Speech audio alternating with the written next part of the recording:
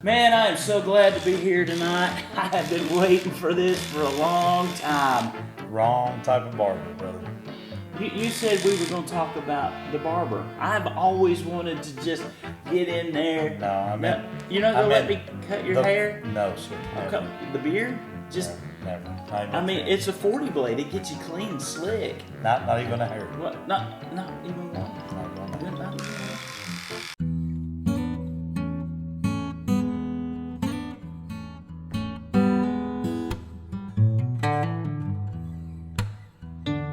Welcome Good afternoon. to London Coin and Collectables.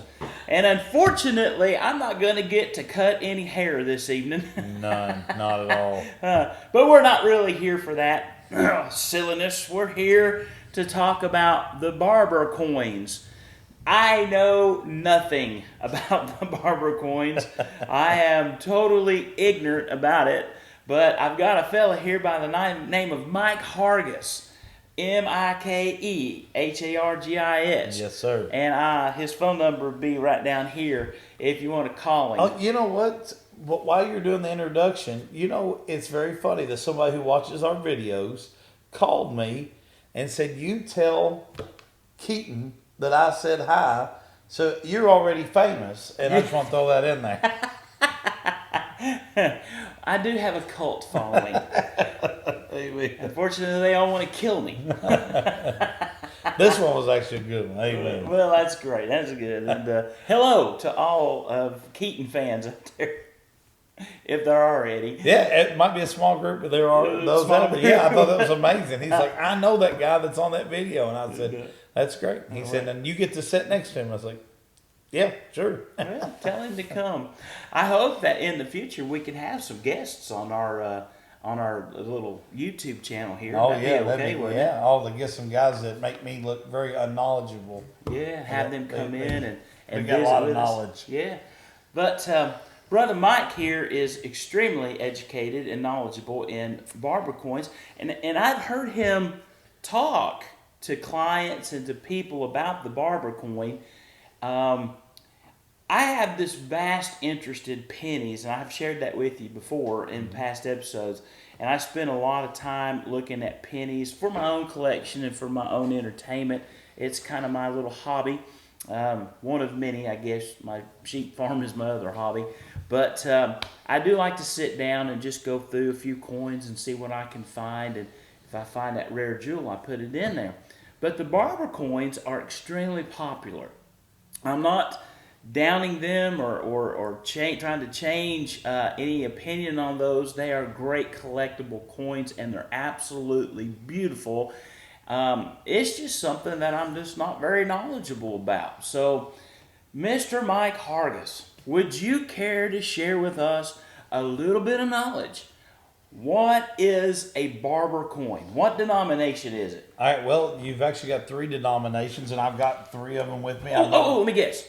Baptist, Catholic, and Methodist. Not those types. We got those denominations. These would actually all get along in one area. But these are the $50, the quarter, and the dime. Oh, the $50, the quarter, the dime. They're the ones that had the church split. That's right. That's exactly right. And it may be the denomination seen the most offering plates. Okay. That's all the church jokes I've got. But these here are, as you said, honestly, probably one of the hottest coins out there. One of the most collected coins. You'll hear a lot of people reference them to me. They'll say, if they don't know the proper name of the coin, of course they don't know who Charles Barber is. They'll say, do you have any of those Caesar-looking coins? Oh, they've got kind of the Greek look, I guess, to them, and they'll say, or the Roman look to them, and they'll say, do you have any of those? And they are actually very, very popular.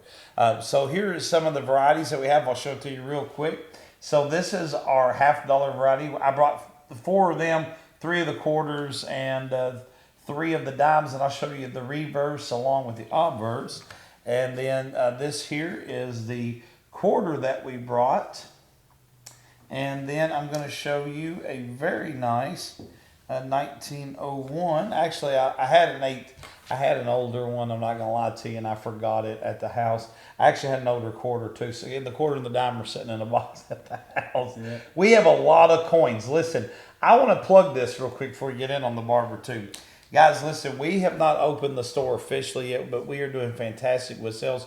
But I want to stress to everybody, I have had people that have ran into me and they're like, listen, I'm looking for this particular coin, or do you happen to have this? You got one of the Monroes? Do you got one of, and we've got them. We've got them. I was, even my wife was looking at the collection that we have. So listen, if even though the store's not open yet, if you have coins that you're looking for, maybe you're looking for silver to stack, maybe you're looking for gold to stack, that number that Keaton gave you, that 606-401-7025, please don't hesitate to call or text me.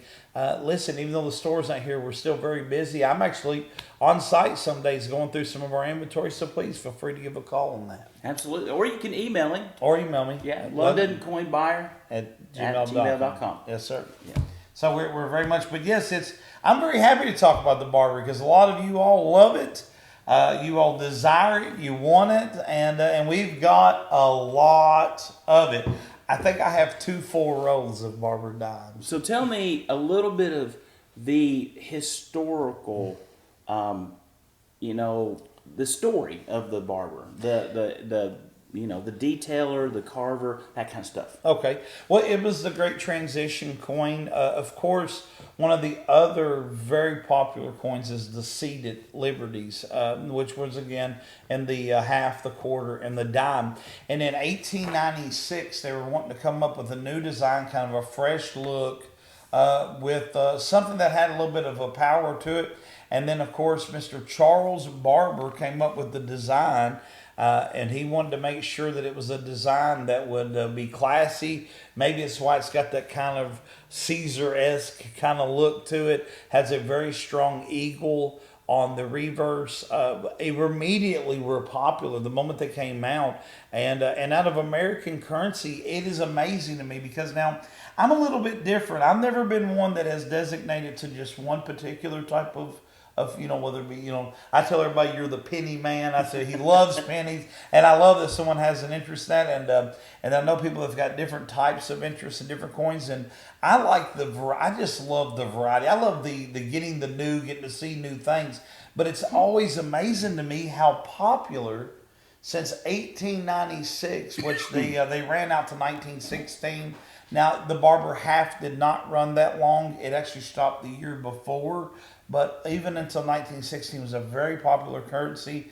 And I believe that the moment that they ended the currency in 1916, of course, went with the Walk in Liberty, I still believe that this was starting to be collected back then because we have got some great product that's out there that is uncirculated and highly graded. And so, it almost makes you think that when this coin ended in 1916, there was a bunch of papaws out there that are like, man, this coin is special. I'm going to put it up. That's awesome. So what was the first year date of the Barber? 1892. To 1916. Except for the half. The half was until 1915. Okay. So are there transitional coin errors? There is coin errors. Just because I happen to have the book open, there is what they call the 1892 Micro O. Is a big one in an MS-60, and I'm going to look down the book and cheat because it's what we do sometimes. I'd rather tell you what the book says versus. So using just a red book, which is kind of a general, sometimes it can be a little off, but still a good book. An MS-60 is somewhere around $32,000 for an 1892 Micro O. So what that Micro O means, that is the New Orleans, which you won't hear a lot now in some of our modern coins because, of course, we don't use New Orleans anymore. But the O means New Orleans. That's what it stands for. And the O was micro, so it was smaller, harder to read. And just that era coin alone can get up into the 32,000. And then whenever we drop back down to like the quarters, let me pull it up here real quick, and I'll give you some ideals. Because, listen, I think one of the fun things about collecting coins is not always so much about getting that super old, but just maybe that one coin that was a little bit different. So when you go into the quarters, as far as like the rarities, you've got, I know the 96S is somewhere on here. Yes, It's around $6,500, and then this is for a quarter. That's And incredible. the 1901S in MS state is 32,000. I'm sorry, $40,000 for a 1901S Barber quarter. You're looking at around $40,000 starting out. Now the U.S. Coin Book, which is another very good, reliable source, along with the PCGS NGC, they're probably going to have it a little bit more because the last auction brought $550,000 on that 1901S quarter. If you have Barber coins in your safe sitting up that you've not looked since 3 generations ago, pull them boogers out of your closet and let's take a look. I mean, shave and a haircut. Yeah. Oh, way more than that. And we can go through more. There's some more. The 1913S was another one. MS grade is $15,000.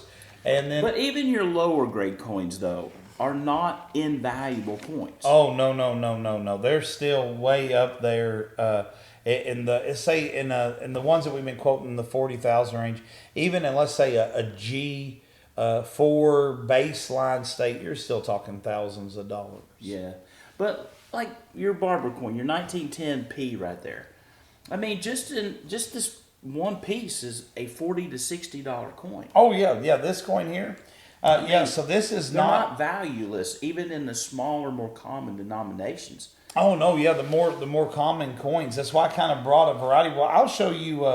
I brought some of these ones that are good. Now I've got one that's really got some good good look to it. But like this one right here that he pointed in the $50 state. This is a 1910 P. This is a common date, but in a fine state, it is a $40 coin all day long, way above of course face value and way above the melt value.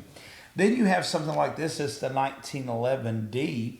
This is in the good. It doesn't have as much detail. But even one like this right here, when I put $15, I mean, that's a solid $15 coin. It has a beautiful look to it. So, no, they do hold their value very well. And when you get into the quarters, I have a 1905 right here. This is a 1905 quarter, and I want you to look at the detail on it. I want you to look at the rim. You say, now, Brother Mike, that looks like that's wore out a little bit. Oh, if it wasn't, we wouldn't have $35 on it. This particular quarter would be worth a whole lot more. But yes, as you said, Keaton, even some of the more common dates, even some of the more common coins, they're just so popular. That's fantastic. That they still hold their value. These coins right here, you have those for sale, right? I have these plus a whole lot of other ones. Yes. So, I mean, if you're a Barber coin collector and you like what you're seeing, give Mike a holler. Oh yeah, and you know, I'm gonna tell you something else too. Let's say you're like a silver stacker, and you know we used to use that term silver stacker was only somebody that was interested in the bullion side. It's almost changed a little bit. I've got guys now that will say I'm looking to stack silver, but I don't want to just focus on something that's gonna affect on the bullion side. They said I want that guaranteed numismatics. I want something that has been tested and it keeps raising. And you look at it and you're thinking, what a great way. So it's almost like a guaranteed stock. It's something that has continued to raise. So I've got guys that have started buying bulks of Barbers and Barber dimes and Barber quarters and halves as because they want to set them away because it's a great thing to stack on because Barbers over the years have never decreased. They have not decreased. And truthfully, numismatics hasn't really seen a market decline, I don't know, ever. Now, there's times where it's better, where things sell, and there's times when things don't sell, but the value just seems to maintain. It does maintain. Well, it's one thing that doesn't lose. You know, ball cards, they come at the end of the time, they're paper. You know, when you have collectible stuff like that may over time, they fluctuate very rapidly high and low. And yes, we've seen great increase even in the demand of silver. Well, that's because the world's getting bigger and silver's getting less and less. So the world's not going to, people aren't going to quit coming into the world. And so therefore you have a currency that has stood against all the test of time through different world currencies, different inflations and all that, silver and gold to maintain. And then on top of it, you have all these people that are, I love it getting into the historical side of it. Now they're wanting to see some American history in their pockets. Awesome. Tell us about the metallurgy. Okay, so what you have is a 9010. Once again, this is the April 1st, 1796. They went ahead and passed that law, or 1836, I'm sorry, passed the law. Now, these coins here are 9010. So they are 90% silver and they are 10% copper. And once again, very well struck coins. They have lasted a good while. You take this coin here is 112 years old. And I have got quarters that are 2 years old that don't look as good as this one. But they hold up very well. They're very well struck. I'm going to be honest with you. I think one of the reasons that it is so popular is because of how well designed it was.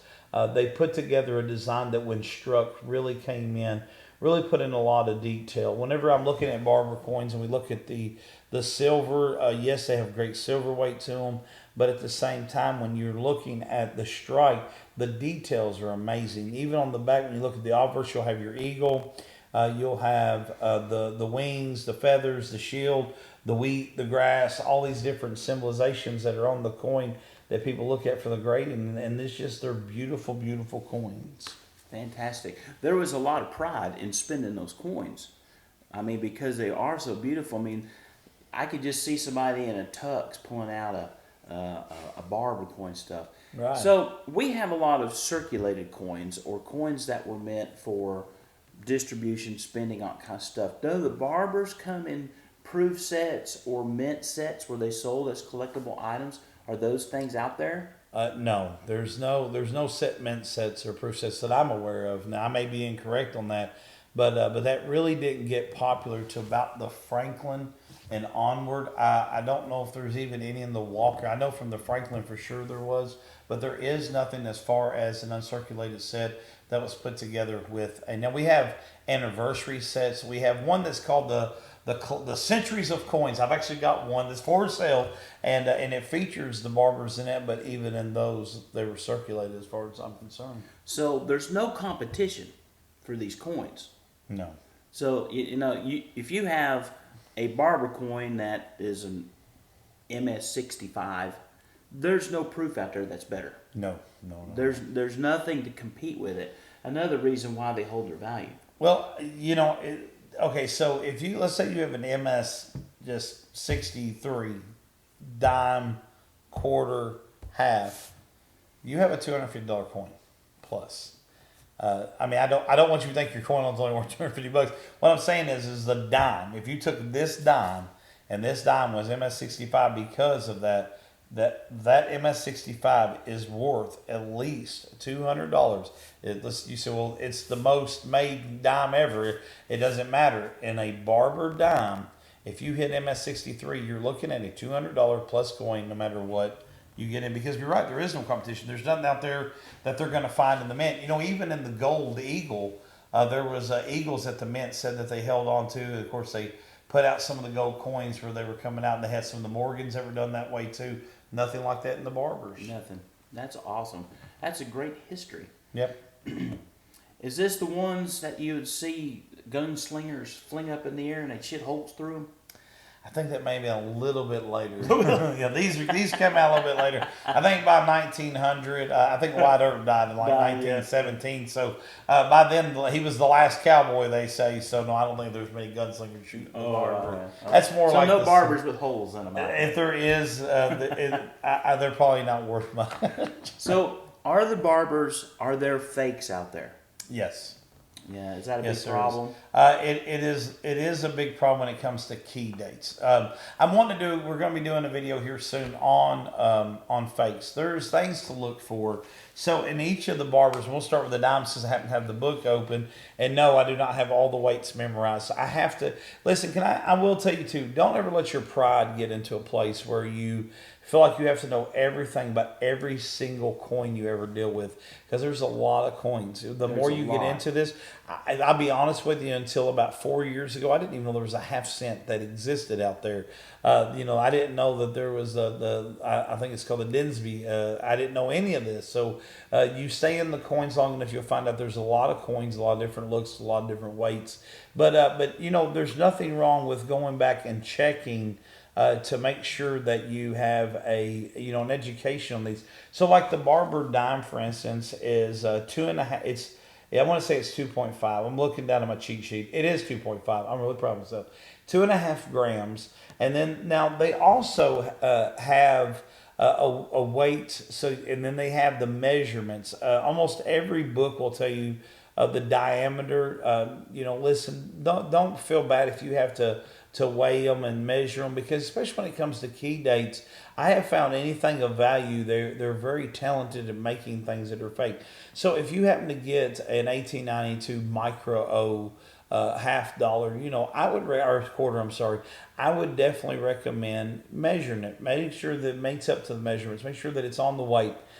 I'll tell you right now, a lot of times the weight gives it away, but I have seen some really good coins that are, as far as their manufacturer, that they were on the weight, but they missed in the diameter.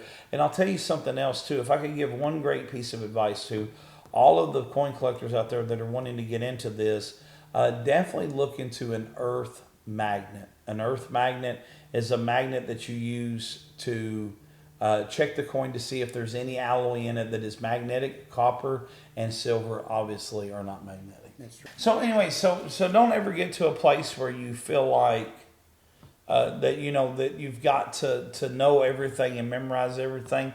Listen, get books. I'm here. If there's ever any question whether or not you got an authentic coin, please feel free to reach out to me. Bring it by the shop when it's open. We don't charge anything to check the coins over, to check to see if there is a substance that shouldn't be in the coins, weigh it, measure it, things like that.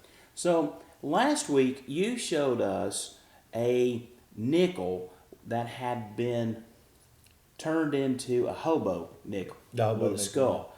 And man, I tell you what, there was a lot of people that commented on that, okay? And I want to know, has anybody taken these coins and manipulated them in such a way? I don't think they've done the Barber, no. I don't think there's not that I know of. I know that they have hoboed other coins. I know that there's some organs other people were not happy about them doing. But as far as the Barber, no, I don't, not that I'm aware of. Nice. Well, if you find one, a hoboed Barber, bring it in. We would love to see it. Yeah. Oh, that'd be very, very interesting. That would, wouldn't it? Yeah. Fantastic. I guess anything new in the collectible world. Are there double dies? Double die verses, reverses, and stuff? Do you find those kind of things? There is some different mint errors. They have all the other traditional things to look for. I don't know all the dates offhand that are done like that, but you always look, because as long as man is stamping coins, there's going to be errors that be found. Okay, usacoinbook.com, and if you type in Mike Hargis, all one word, you can find some of the coins that are listed on there. And then the eBay page is LBCKL. LBCL57. Oh, LBCL57. I was already checking it while he was doing it. LBCL 57. It's written down because I'm going to look it up before I type it in, okay? It'll be in all the stuff. And stuff. So check out some of the stuff. And if you're interested in anything that you've seen, if there's something that you're looking for, man, do not hesitate to email, text, or call, okay? We'll be very happy to visit with you and stuff. And when we get the retail shop open, if you want to come down and just talk about coins, we would love to have you come and visit. Oh, yeah. Prefer that you buy something while you're here. But always feel free to just drop in. Yeah, definitely. Yeah. Or to sell something. Maybe you want to sell something, or you want to consign something, or you want to have something graded, or you want to have a second opinion on it. Mike's here. And I'll try to help you if it's a penny, but I'm telling you, I'm not the expert. This guy's the expert. He's a genius. So, any last words? Anything else you want to say? No, just appreciate everybody for watching. God bless you guys. Super disappointed I didn't get to cut any of that beard off. No, keeping it one more week. God bless you, buddy. Thank you, brother. Good to God see bless you. you.